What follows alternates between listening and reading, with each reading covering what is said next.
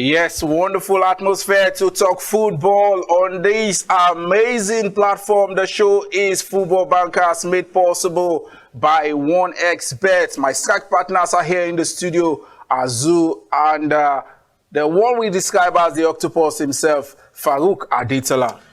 Yeah, it's good to be on the show once again. I was speaking to a friend over the weekend who always monitored this program. He was comparing the trial of myself, you as well as Azu, as that formidable trial. Some of Messi, Suarez, and Neymar. I was asking him who is Neymar, who is Messi, who is Suarez. So I'm going to tell you that I'm going to cause Kasa in the studio, so I'll just keep that to myself. Definitely. I know somebody who Azu might likely be the Messi. But don't say you were the Messi. No, it's clear who the Messi is. I think we don't need to look too far to determine that yet. I mean, obviously, Matthew, it's always nice to be here. Every Friday coming to talk sports, make money. Like you said, gradually inching to the climax of football season across Europe.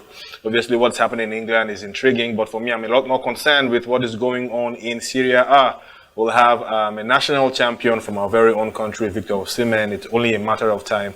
They could actually wrap it up tomorrow against Salernitana at home.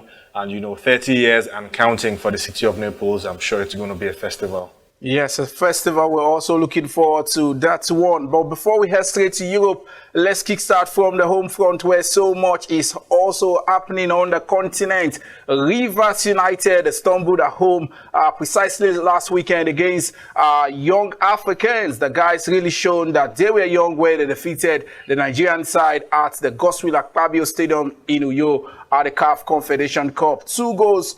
It ended in favor of the visiting side. Azu, Rivers United at this point are now in Tanzania, and they are looking to see if they will be able to overturn that result. Do you see that happening? I think it's going to be very difficult, because, again, this is a knockout. And what in Africa, it's always important you win your home games. It's always important that you get sort of victory at home that would even make the second leg more of a formality where you can go and just hash out a draw, perhaps lose 1-0 and then pass through the tie. The manager described it as a suicide mission they were going to in Tanzania, and perhaps who knows who will die. I'm sure that, for a lot of people, they've already counted Rivers United out. Remember that they're not just going to play a younger team that has been very good. They're also going to play against a crowd that has traditionally been very, very hostile to visiting teams. And, can Rivers United overturn it? They have the experience from the group stages. Remember, they lost at home.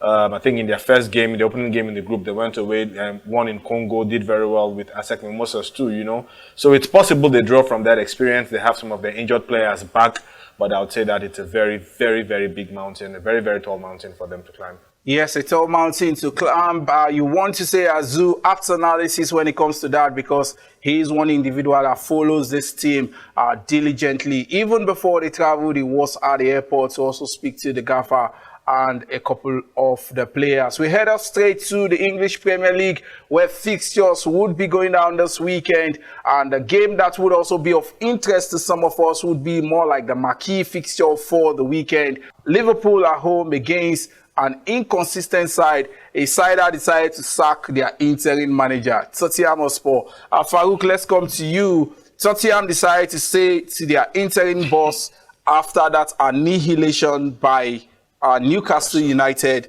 And at this time, you want to say for Liverpool, they should be able to get the job done? Well, I think they should be able to do the job. And for the first time in a long while, I'm seeing an interim manager being sacked. Yes. Just 4 matches into his own reign. That shows how... For me, it's the first time I've seen such. That shows how bad. It can only happen here in Nigeria. Yeah. But it's happening there in Sinaclam, like we always call it. It's very, very funny. And you not blame the man himself. You not blame the players. I think the state at which Tottenham is being run, for the last couple of years has been very, very bad. But having said that, I think Liverpool are a team also trying to get themselves back. The last time out, they did quite well for themselves, and trying to also sneak in, through the inner lane into Europe. That's still achievable, but they also have to rely on other results above them. But when you talk about their own confrontation against Tottenham Hotspur, I feel they're a better side. They're a side, raving in confidence as we speak. Tottenham are deluded. They're just nowhere to place them. I feel that they can't even wait for the season to end. While for Liverpool, they know they can still salvage something out of what is left of the season. So I feel that Liverpool should rose and ride into a comfortable win against Tottenham Hotspur. Yes, we hope Liverpool do the needful. And for Tottenham, it's been a very, very sorry season for them. And just as he said, they just can't wait for the season to get wrapped up. Let's head up straight to the Spanish La Liga, where fixtures are also expected this weekend for some.